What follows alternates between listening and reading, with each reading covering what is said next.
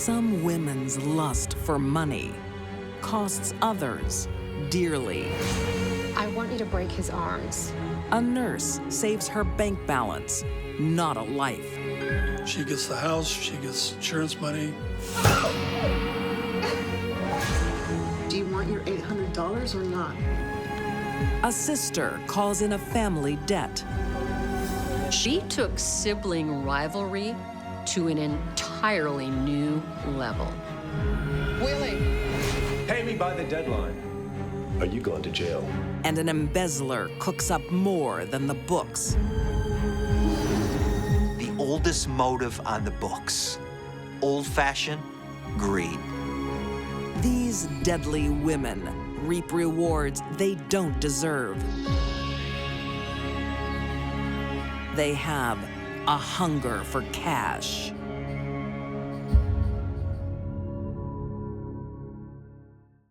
Good morning. How are you today? Not too bad. You go with the dragon lady? 1983, Los Angeles, California. Morning, Mr. Spas. How are you today? 35-year-old Maureen McDermott, I just need to get your blood pressure. Nurse Mickey to her patients, has a reputation for caring. She was a lovely person. She enjoyed life. She was quite the charmer also. Lights again? And she isn't just watching over the sick. There's 34-year-old colleague, Jimmy Luna, a lost soul with a short fuse. Jimmy! What did I tell you? Did you hear what he said to me? I don't care what he said to you. Jimmy Luna survived a terrible childhood. Would you just go back to work? He was given up when he was only 6 months old. I care about you keeping this job. The family that took him in really didn't want to raise him either. She was probably a mother figure to him, and he would do whatever she asked him to do.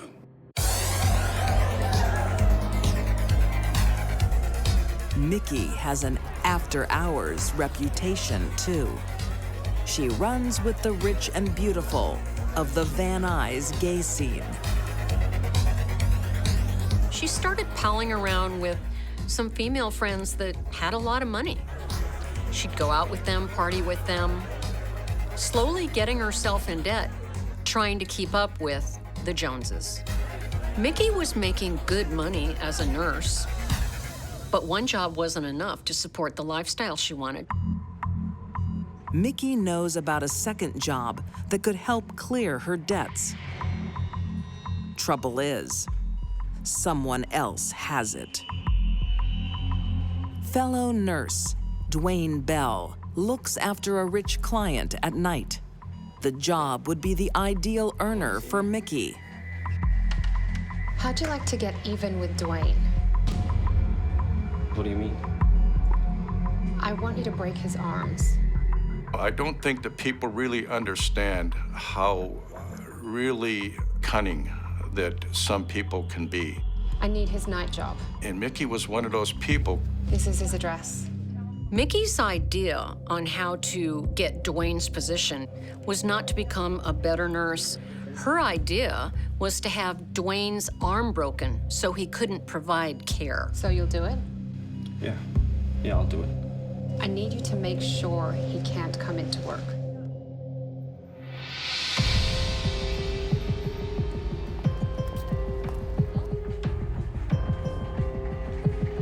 The next day, a bright and breezy Mickey arrives at work, thinking her future is secured. Until Morning, Maureen. Hi. What happened to you? These three guys tried to bust in last night and rob me. I don't think they'll be around in a hurry.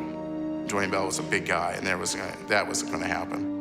Hey, you have a nice day. You too. Mickey's now desperate for money to sustain her party lifestyle and thinks new acquaintance, 27-year-old Stephen Eldridge, might be the answer. He connected with Mickey because they had similar backgrounds in terms of they were both gay. He was a gay male, she was a gay female. I'm moving in. Amazing! Amazing. They became friends and got a place together. Soon after Stephen moves in, Need you to sign anything. Okay. Mickey makes him an offer to co-invest in her house as a handyman and landscaper. Stephen jumps at it. She told my brother that she owned the house and, that she was taking this nursing job that was going to take her abroad and that she needed someone help fix it up. And they would eventually sell it so he could make a profit. It was an older Spanish-style home, so it had a lot of character, a lot of architectural detail that, you can, really highlight. So he was very excited about it. Stephen gives her $10,000.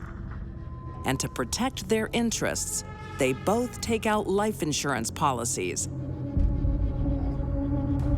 All done. They had insurance on it, so if anything happened to Mickey or anything happened to Stephen, the other would inherit the property. Cute. There's just one detail Mickey fails to mention. She doesn't actually own the house. Mickey didn't put Stephen's $10,000 towards the house. She just told him that she had. But it is soon clear that they are not the ideal housemates. Leave out stuff. I'll do it later. Yeah, I've heard that before. It's fine. I'll do it later. He was a very neat and very organized person, and she was not the neatest person. We need to talk. Just months after moving in, Stephen wants out.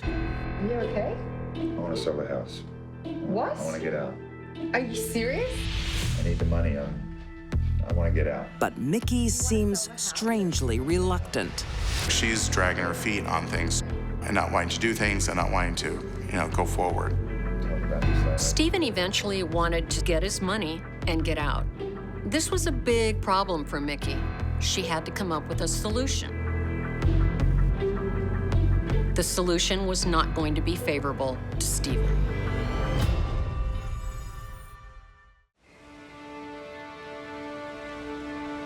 California, 1985. The Van Nuys home of Mickey McDermott and Stephen Eldridge is about to go on the market. When 27-year-old Stephen is the victim of a brutal home invasion. Man, shut up, I'm gonna cut you. They basically stripped him down into his skivvies. He was tackled, he was put on the bed, and he was tied. Stephen has no idea who is attacking him or why. He only knows he has to run. Somehow he broke free, and in the night ran out the back door, stark naked, and running down the street yelling, "Help me, help me." Housemate Nurse Mickey offers the comfort for which she's renowned. Thanks, Mickey. Okay. How you feeling? Not great. And writes off the experience as a sad fact of life. They thought it was typical gay bashing. Someone had followed him from the bar and just gay bashed him, and back in the 80s, that was okay to do. I gotta go to work, all right? All right. It's here. But it's not a gay bashing. It's all Mickey's work. Steve's out of the way. She gets insurance money. She gets everything that she wants and doesn't have to deal with Stephen anymore. Her thug, Jimmy Luna, has again failed to deliver for Mickey. She sends him back with reinforcements, brothers Marvin and Dondell Lee. But this time, on April 25th, 1985, He's not home yet. Mickey will play a part too. First, she must look like a victim. She has Jimmy slice her chest. she wanted to kind of organize and orchestrate how it was going to work. Go wait downstairs. She was drawing a picture the whole time. She was the Picasso of the murder. I mean, she was the artist. Then, Mickey indulges in some self-harm. To make it look like she had been battered, she slammed her head down on a desk, causing a significant hematoma. Hematomas can kill people. Unfortunately, that didn't happen in this case.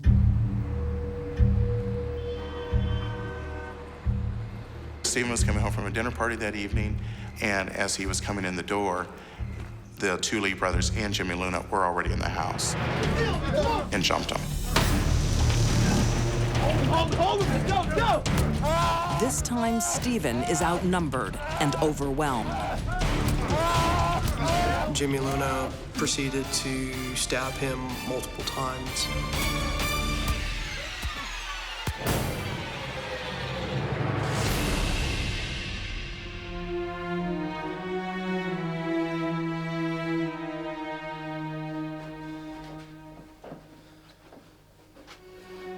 It's done. But Mickey's not finished. Don't forget to cut off his penis. She gives directions to Jimmy to go ahead and sever the penis.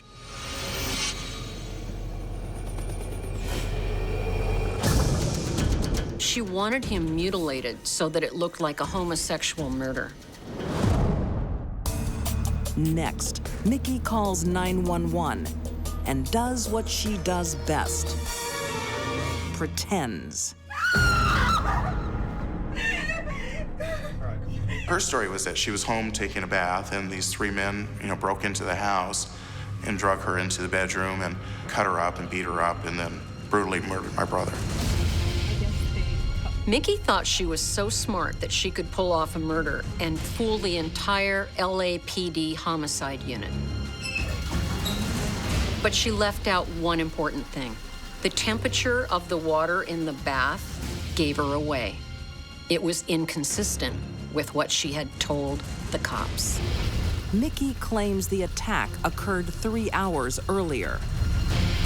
It was obviously much warmer than it should have been. So she had drawn the bath before she called the paramedics. Mickey is making all the wrong moves. She says, well, I'll do anything you ask, I said, well, would you take a polygraph? And she said, I'll talk to my attorney. Mickey's response should have been, whatever you want, detective, I will do. Just make sure you find the person that did this to my roommate, That would have been what I would feel was a normal response. The third strike comes from the Lee brothers. In return for immunity, they give evidence against Mickey and Jimmy.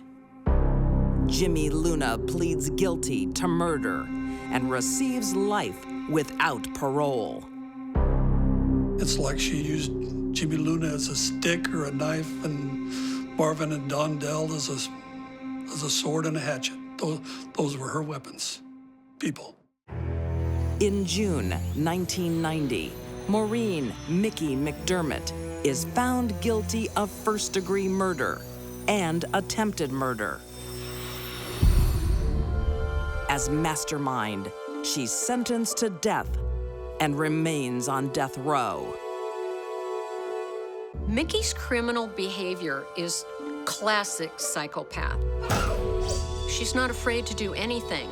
Murder, mutilation, assault, battery, lying, stealing. That's the mark of a psychopath. Nurse Mickey had the world fooled that she cared for people. In truth, she didn't mind who she hurt. This is a case of a really good guy getting something he didn't deserve. Stephen was always the joy in the room, so there was a lot of people that loved him. Now the world knows the real Nurse Mickey.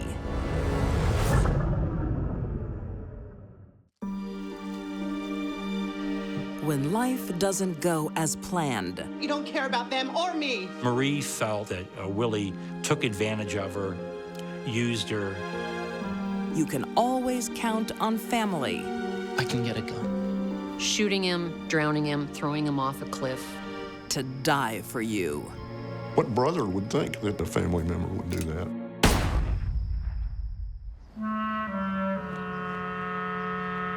The Great Depression means life in the 1930s is a struggle for many. During the Depression, you could probably get someone killed, get their throat cut for 25 cents. So times were hard. But Illinois mother of four, 35-year-old Marie Porter, is luckier than most. Wait for dinner. But I'm so hungry. I know, but just... At least she can feed her family. Marie's description of their life on Beacon in the early 30s is somewhat almost idyllic. They take vacations every year. They own an automobile. Gramps got a gun and he's acting real strange. Come on! But they have one problem. Hi, Dad. Marie's father, George. What are you doing? None of your business. He's emotionally unstable and getting worse. George had a revolver that he had used in his last job as a night watchman. Dad, do you want to give me the gun? Don't pet me. I'm not your dog. They felt George was a danger to themselves, to himself. I know you were planning on getting rid of me. Now that's crazy talk. They frankly thought he was nuts and figured that he might use it. Armed and delusional, George finally cracks in 1935. George Captain came downstairs and William said, "Good morning." And what he got was shot in the back. Then George turns the gun on his own daughter. She tried to get the gun away from her father, couldn't. She got a flesh wound in her arm, ran out of the house. William! Her husband put his arms around her and said, "I think I'm finished." And he, of course, did die. It had to be terribly traumatic when Marie's elderly father shot and killed her husband and shot her 3 times.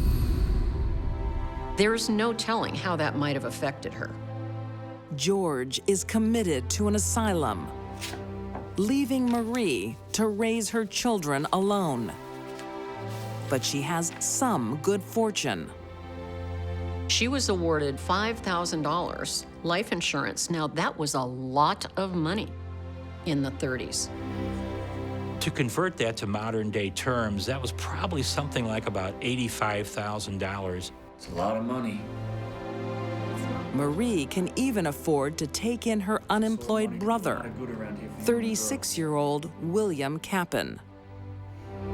She took him in because he was down and out. Ralph, upright. Marie uses the money to go into business, a candy store, hiring family friend, 21-year-old Ralph Gianola. But Marie soon finds out that during the Great Depression, fancy candy is a luxury most people can't afford. Hi, how can I help you? Just a dime's worth of mints, please. Will we have some beautiful chocolates? Oh, no, thank you. Over the next 2 years, Marie's sweet tooth costs her dearly. Just a dime. By spring of 37, she has really hit bottom financially. Marie's almost in the gutter, but life for her brother William has never been better. I'm getting married. He's even planning to marry. Is everything okay? Willie, I'm struggling. I could really use some help. She had asked her brother for some money because she felt like she was going broke. And she did have 4 children to support. William couldn't give it to her, or wouldn't. What would you have me do, cancel my own wedding? When she was in danger of losing her candy store and the house, I think she became resentful. Don't you care about your nieces? You don't even care about them? Of course I care about my nieces. How can you even make it about that? Marie took sibling rivalry to an entirely new level. Thanks a lot, Marie. If William won't give Marie any money, she knows another way. William had $3,300 in insurance policies, and Marie was the beneficiary. It probably seemed to be the quickest and easiest way to get her hands on the money she needed. There's just one problem. William will soon have a wife. And the day he got married, that life insurance would be signed over to his wife to be the beneficiary. This caused Marie to hatch a plan. It's time for young Ralph to win Employee of the Month. There's no more time to be wasted.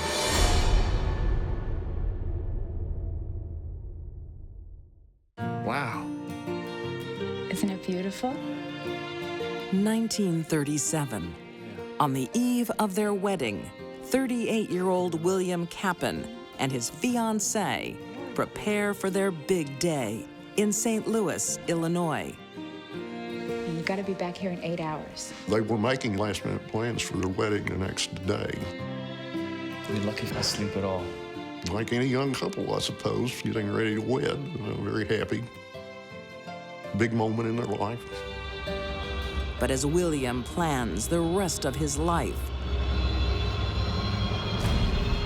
his sister Marie is plotting to end it. Marie convinces her young and gullible employee, Ralph, to help. I can get a gun. Marie was able to actually sit down with Ralph and discuss various ways to kill William. Or wood alcohol? Shooting him, drowning him, throwing him off a cliff. Bullet to the head. None of it was too bad for Marie.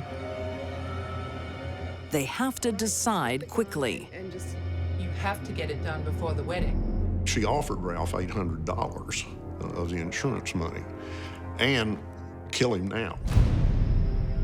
With just hours to go, Marie entices William out for a pre-wedding drink. Come on. I don't want any more whiskey. With Ralph and his younger brother, John Giancola. Where the hell are we going? Can we please just go home? I gotta get married in the morning. He said, I'm supposed to be married at 10 o'clock. You know, it's just several hours until then. They don't drive to a bar. And I drive a couple of miles out of East St. Louis. One more bar. I don't want to go to any more bars. Will you take me home, please? When Marie pulls out the automatic that she had gotten from Ralph, and then Willie starts to talk to Willie, who turns around. And then she shoots him through the left temple. Marie kills her brother like it's a household chore. Well, that's over with. After she shot him, she said, well, that's over with. Get out. Get rid of him. I wouldn't think that William would ever have guessed that his own sister would have him killed. What brother would think that someone would do that, a family member would do that? They dragged his body out into a field, and it was very, very seldom used. So they thought that was a good place to dump him.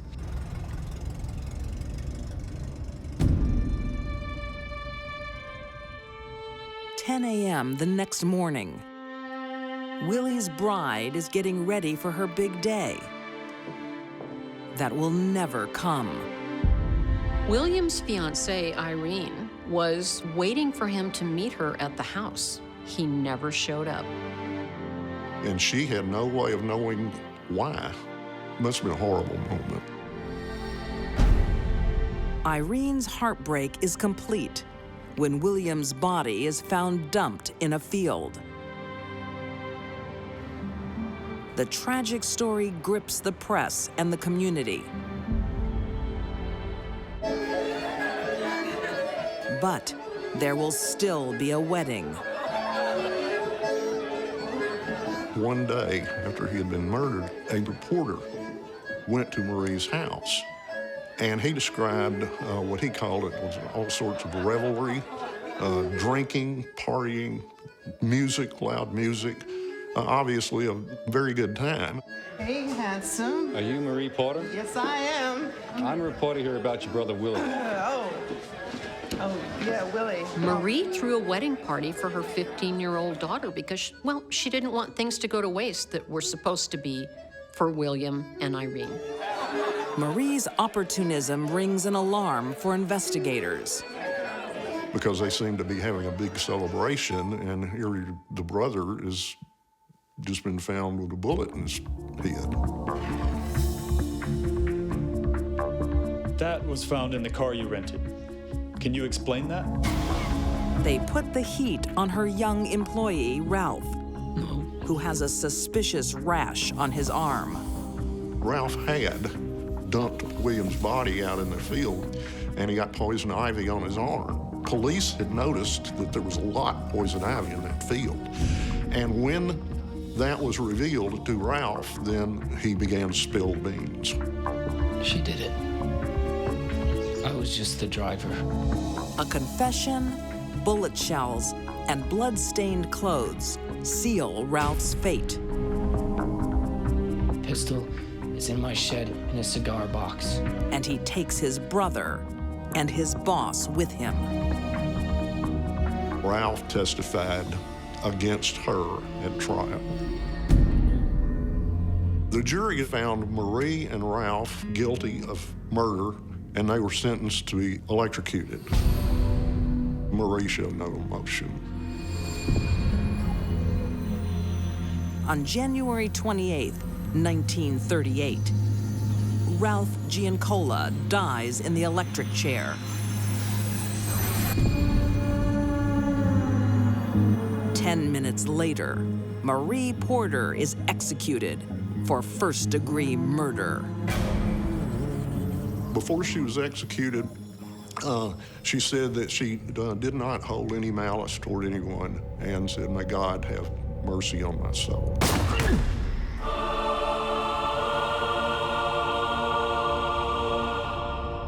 Well, she had no mercy for Willie, so who knows what God would think of her. The Great Depression causes many people to do things they wish they hadn't. Do you want your $800 or not? I'll pay you back. Usually because they had to. Why would they spend any money? Marie Porter doesn't have that excuse. I think Marie knew exactly what she was doing. I don't think that Marie cared about many other people. Everything was about her. If Willie hadn't been worth more dead than alive, he wouldn't have been murdered. This killing was motivated by revenge and greed.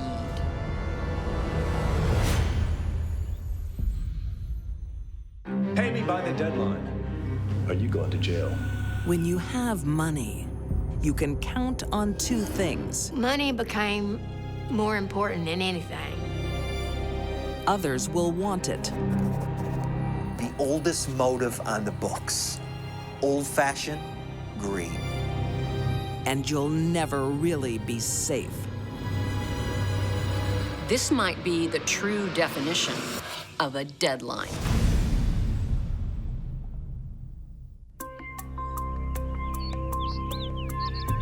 (1982), Dean, Texas, ranching country. It can be a hard life if you don't have enough help. 41-year-old Jerry Sternadell needs a hand. Jerry's having problems with the business, but it's the good kind. He's too busy. He can't keep up with all the accounting. So tell me, do you have any bookkeeping experience? No, but I'm really good with figures and I learn fast. His wife, 36-year-old Luann, thinks her good friend, 25-year-old Deborah Lynn Baker, is the answer. We'll give you 2 weeks to prove yourself. Okay, thank you, Mr. Sterndale. Awesome. Jerry's wife, Luann, begged him to take on Deborah as an accountant, but she had no background in that field. Jerry is a tough boss. You either loved him or hated him. He would do anything for you if he liked you. And if he didn't like you, well, watch out. Jerry's first wife, Jeannie Walker, says his abrasive manner grew with his wealth. Yesterday you were half an hour late, and you promised me it would never happen again.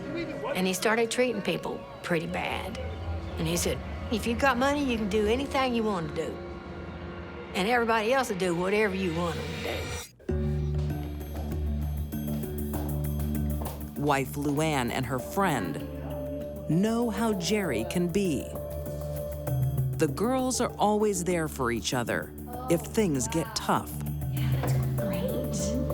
Oh, wow. Oh, try it on. They were a lot closer than even sisters might be, you know, and everywhere Luann went, Luann was never without Deborah. They start to hang out together. They start to go have a couple of cocktails together. They start to get to yapping, and they become what? BFFs.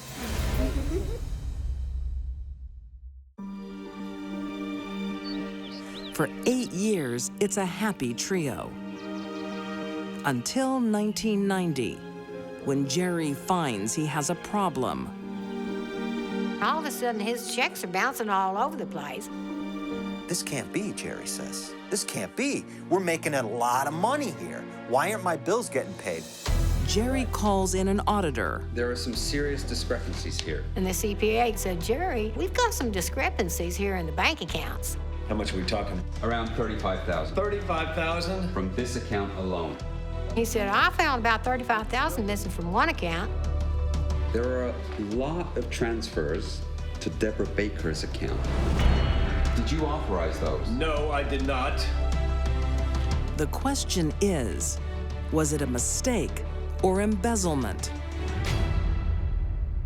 It's unbelievable. A furious Jerry confronts Deborah and his wife. That's the date I go to the police if you haven't paid me every cent that you've been stealing from me. What are you talking about?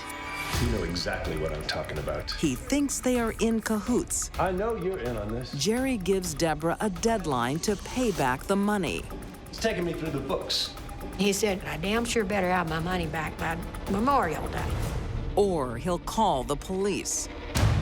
He said he was going to have her arrested because she was embezzling money from him. And file for divorce.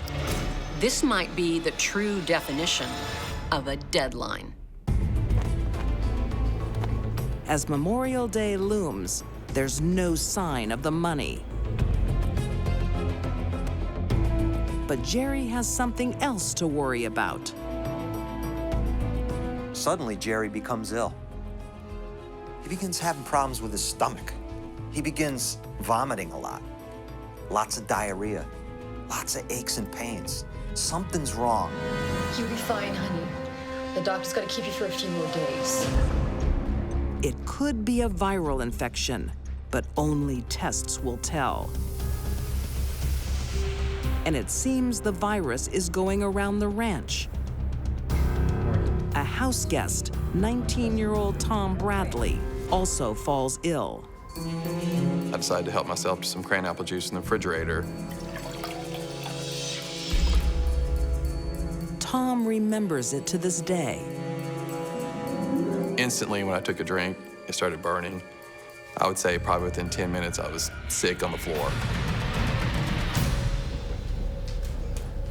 He's sick as a horse. He was so sick that they took him up to the hospital. Sharing the same mysterious symptoms, these two men have one other thing in common.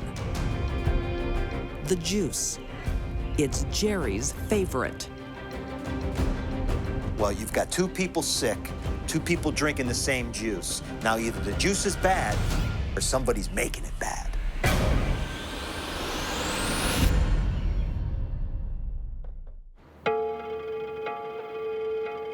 Texas, 1990.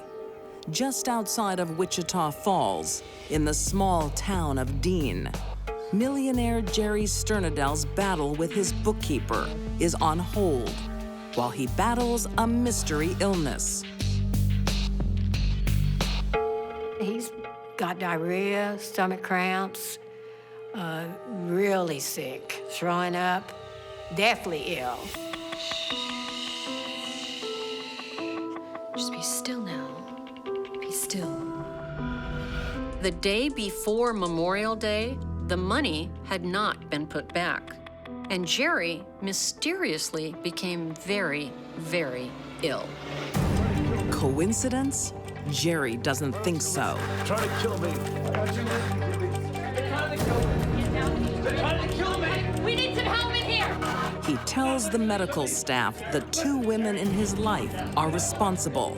Get him away from me. Get my help in here. You're not listening. Get him away from me. When a person's sick in a bed, vomiting, fighting for his life, says he thinks he's being poisoned, they should be listened to. He's probably right.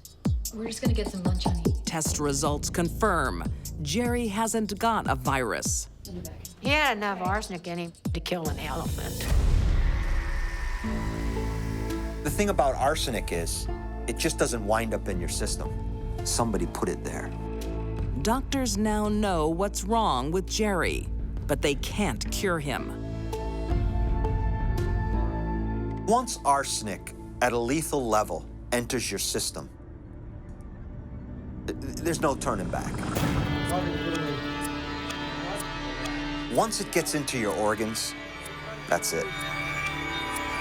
Arsenic is a terrible, terrible way to go. They were going to keep doing everything they could, but he didn't have a chance. Jerry dies on June 12th, 1990.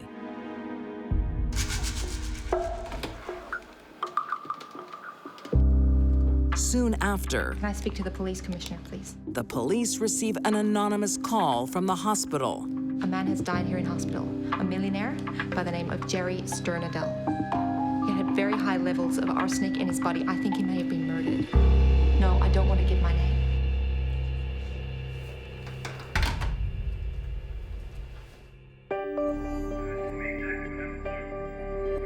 But police have little evidence until a teenager comes forward.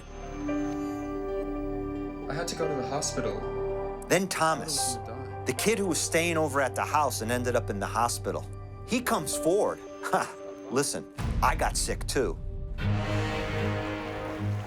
Tom Bradley tells the police he got sick from drinking Jerry's favorite juice.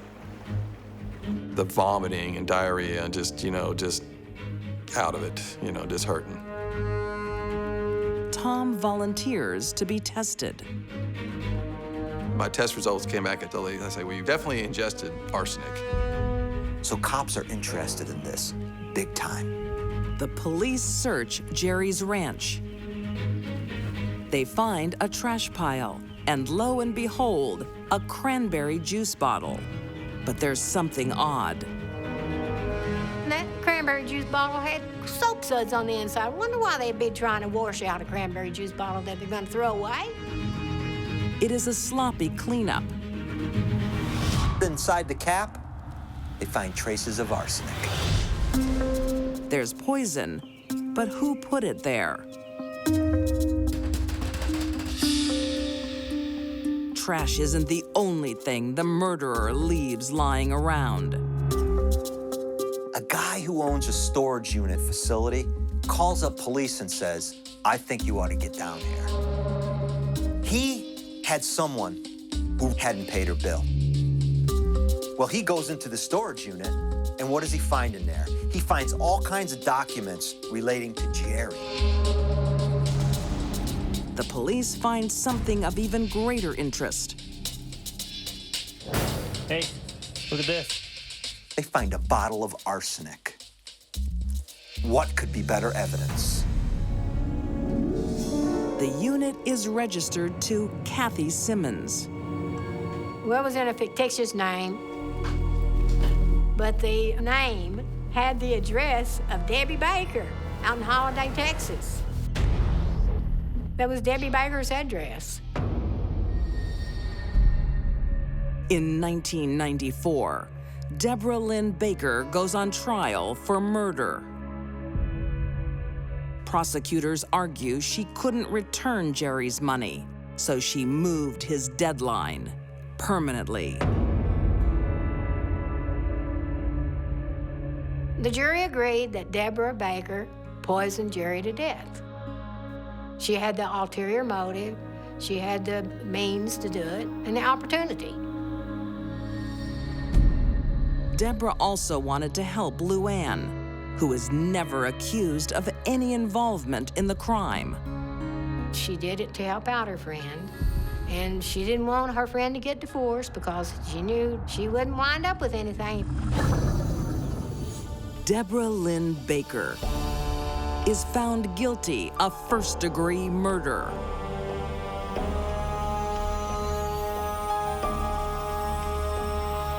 Astonishingly, she isn't sentenced to a single day in prison.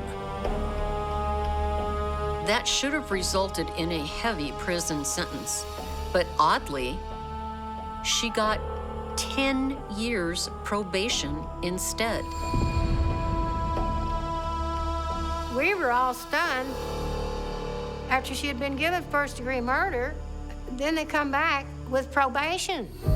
The surprise leniency comes courtesy of the jury. Did Deborah get away with murder? And in some respects, she did. In other respects, she has to live with herself. 9 years later, old habits catch up with Deborah Lynn Baker. When Deborah was on probation, she wrote a forged check in another county, basically a violation of her parole from the murder trial. For that crime, she was sentenced to 10 years in prison. She gets ultimately 10 years for all those crimes. 10 years for killing a man and forgery. It's remarkable, really.